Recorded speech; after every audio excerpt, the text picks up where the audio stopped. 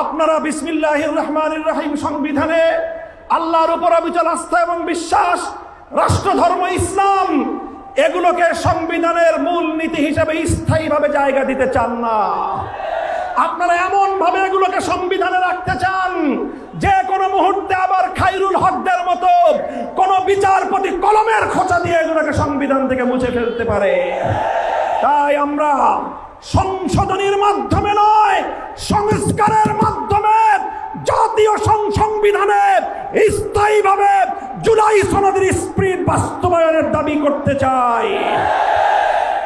এই গণভোটের রায়ের সঙ্গে যদি বিশ্বাসঘাতকতা করা হয়, জনগণের অধিকারকে যদি রাষ্ট্রীয় ক্ষমতার জাতাকলে পিষ্ট করার চেষ্টা করা হয়, আবার জুলাই হবে, আবার যুদ্ধ হবে, আবার লড়াই হবে, আবার সংগ্রাম হবে ইনশাআল্লাহ।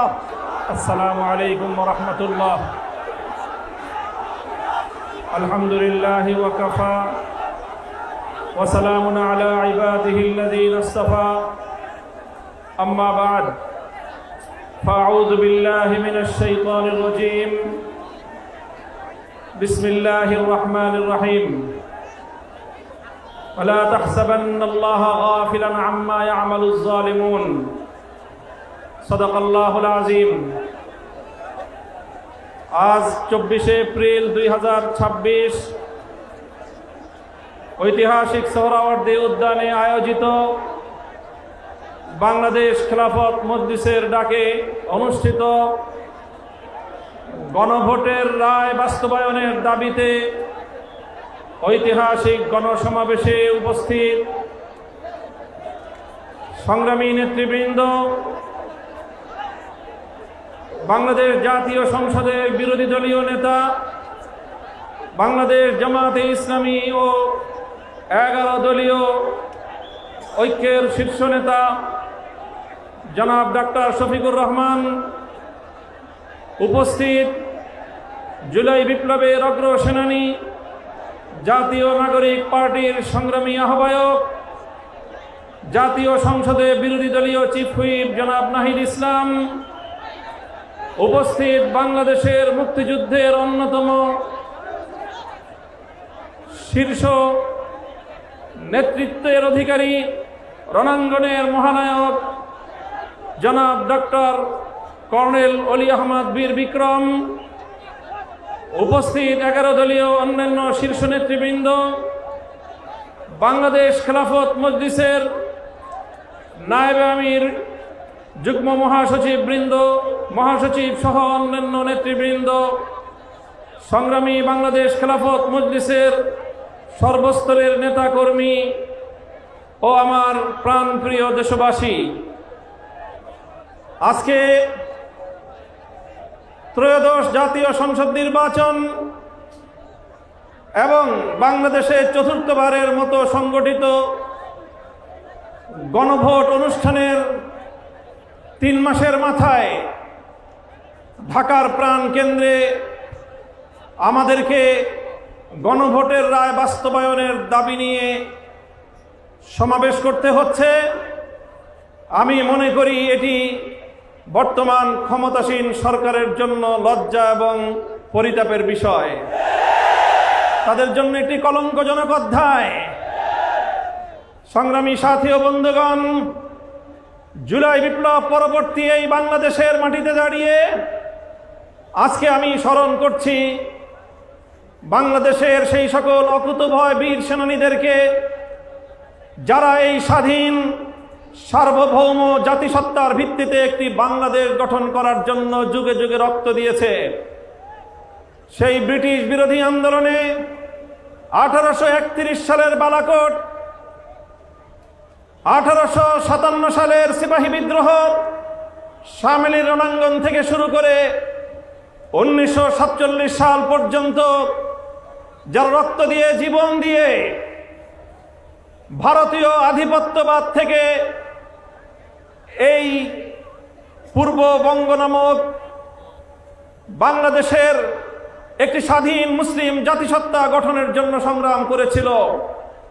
20 শতকের গোড়ার দিকে 1905 সাল থেকে বঙ্গভঙ্গ থেকে কলকাতা এবং দিল্লির আধিপত্যকে যারা মানতে অস্বীকৃতি জানিয়ে রক্ত দিয়েছে, জীবন দিয়েছে, 1921 সালে এই বাংলাদেশের মানুষের শিক্ষা দীক্ষা সহ সার্বিক উন্নয়নের লক্ষ্যে যেই ঢাকা বিশ্ববিদ্যালয় প্রতিষ্ঠার পিছনে যারা অবদান রেখেছে, এরপরে 1947-এ একটি নতুন রাষ্ট্র পাওয়ার পর 24 বছর পর্যন্ত যারা জুলুম এবং বৈষম্যের বিরুদ্ধে লড়াই করেছে, সর্বশেষ 1971 সালে মহান মুক্তিযুদ্ধের মধ্য দিয়ে বাংলাদেশকে একটি বৈষম্যহীন স্বাধীন রাষ্ট্রের গড়পত্তন করার জন্য তারা একটি পরিবেশ তৈরি করে দিয়েছে। এরপরে 1971 সাল থেকে 1990 সাল 90-এর গণ অভ্যুত্থান সহ ধারাবাহিকভাবে বাংলাদেশের ন্যায়, ইনসাফ এবং জনগণের অধিকার প্রতিষ্ঠার সংগ্রামে অনেক রক্ত এবং ত্যাগ স্বীকার হয়েছে। বিগত ফ্যাসিবাদী স্বৈরাচারী শেখ হাসিনার আমলে 2009 সালের পিলখানা ট্রাজেডি, 2013 সালের শাপলা চত্বরের নবী প্রেমিকদের অকাতরে রক্তদান, 2013 সালে আল্লামা দেলোয়ার হোসেন সাঈদী রহমতুল্লাহ আলাইহির বিরুদ্ধে একটি কল্পিত রায়ের মাধ্যমে কোরআন প্রেমিক তাওহীদি জনতার উপর যে আক্রমণ করা হয়েছে, পাখির মতো গুলি করে প্রায় শতাধিক কোরআন প্রেমী তাওহীদি জনতাকে হত্যা করা হয়েছে। সেই সকল বীর শহীদান 2021 সালে মোদী বিরোধী আন্দোলনে হেফাজতে ইসলামের নেতাকর্মীদেরকে হত্যা করা হয়েছে। 2024 সালের জুলাই বিপ্লবে 1,500 বাংলার দামাল সন্তানদেরকে গুলি করে পরিকল্পিতভাবে হত্যা করা হয়েছে। রক্তের সাগর পাড়ি দিয়ে 36শে জুলাই 5ই আগস্ট 24 সালে বাংলাদেশ নতুনভাবে মুক্তি এবং স্বাধীনতা লাভ করেছে। জুলাই বিপ্লবীরা ঘোষণা করেছিল আগামীর বাংলাদেশ গঠিত হবে 1947 সাল, 71 সাল এবং 2024-এর ঐতিহাসিক বিজয়ের উপর ভিত্তি করে। তাই আজ যারা মনে করেন কেন আজকে বাংলাদেশের আলেম সমাজ, কেন আজকে বাংলাদেশের ইসলামপন্থীরা, কেন আজকে বাংলাদেশ খেলাফত মজলিস জুলাই বিপ্লবের পক্ষে এভাবে মাথায় কাপড়ের কাপড় বেঁধে রাজপথে নামতে চায়, যাদের মনে দ্বিধা সংশয় রয়েছে, আমি তাদেরকে বলতে চাই, আমরা জুলাই বিপ্লবের আকাঙ্ক্ষা জন্যই বাস্তবায়ন করতে চাই। কারণ জুলাই বিপ্লব 1905 সালের বঙ্গভঙ্গকে ধারণ করে, জুলাই বিপ্লব 1921 সালের ঢাকা বিশ্ববিদ্যালয় প্রতিষ্ঠার ঐতিহাসিক প্রেক্ষাপটকে ধারণ করে, জুলাই বিপ্লব 1947 সালে বাংলাদেশের স্বাধীন জাতিসত্তা গঠনের অভিপ্রায়কে ধারণ করে, জুলাই বিপ্লব 71-এর মুক্তিযুদ্ধকে ধারণ করে, জুলাই বিপ্লব 2013 সালের শাপলার চেতনাকে ধারণ করে, জুলাই বিপ্লব 2024 সালের ছাত্র জনতার বৈষম্য বিরোধী আন্দোলনকে ধারণ করে। সংগ্রামী সাথী ও বন্ধুগণ, তাই যারা ইসলামকে ভালোবাসেন, যারা বাংলাদেশকে ভালোবাসেন, যারা বাংলাদেশের শতবর্ষের ঐতিহ্যের স্বাধীনতার সংগ্রামকে যারা ধারণ করেন, জুলাই বিপ্লবের বিপক্ষে তারা থাকতে পারে না। তাই আজ আমি ক্ষমতাসীন বিএনপিকে বলতে চাই, আপনারা ঐতিহ্যের 50 বছরের রাজনীতিকে বিশ্বাসঘাতকতা করবেন না। শহীদ জিয়াউর রহমান, বেগম খালেদা জিয়ার আদর্শের সঙ্গে গাদ্দারি করে বিএনপি টিকতে পারবে না। বাংলাদেশি জাতীয়তাবাদ এবং বাংলাদেশের স্বাধীন জাতিসত্তার যে আকাঙ্ক্ষা, সে আকাঙ্ক্ষাকে যদি বৃদ্ধাঙ্গুলি দেখান, আপনাদের অস্তিত্ব বিলীন হয়ে যাবে।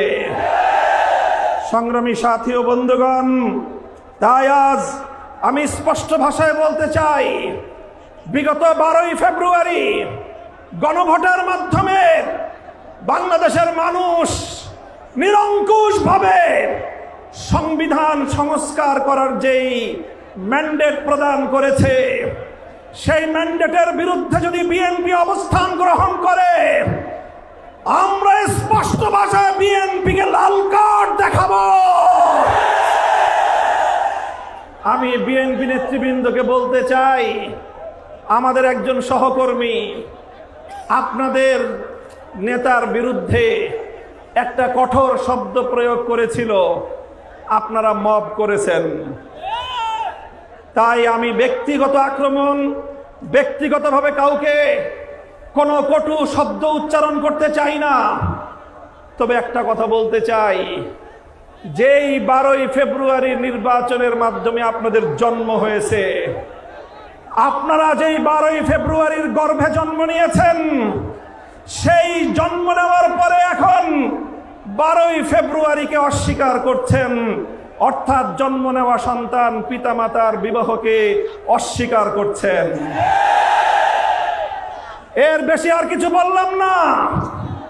যদি আমাদেরকে বলতে বাধ্য করেন, আমরা এরপরে আর কোনো ব্যক্তির ব্যক্তিগত সম্মানের দিকে তাকিয়ে আমরা আমাদের মুখ বন্ধ রাখতে পারবো না।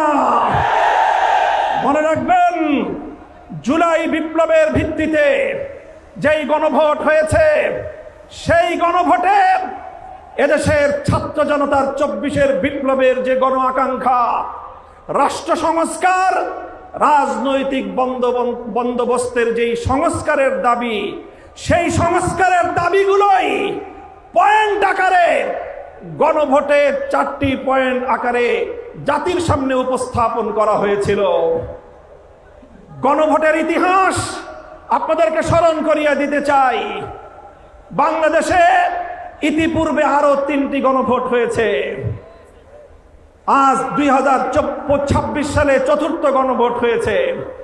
ইতিপূর্বে 3টি গণভোটের রায়ের সঙ্গে কেউ গাদ্দারি করে নাই। শুধু বাংলাদেশ নয়, বিশ্ব ইতিহাসে যতগুলো রাষ্ট্রে গণভোট এবং রেফারেন্ডাম হয়েছে, আজ অবধি কোন গণভোট এবং রেফারেন্ডামের সঙ্গে কেউ গাদ্দারি করে নাই। বিএনপি যদি আজ এই গণভোটের সঙ্গে গাদ্দারি করে, শুধু বাংলাদেশ নয়, বিশ্ব ইতিহাসের গাদ্দার দল হিসেবে চিহ্নিত হবে।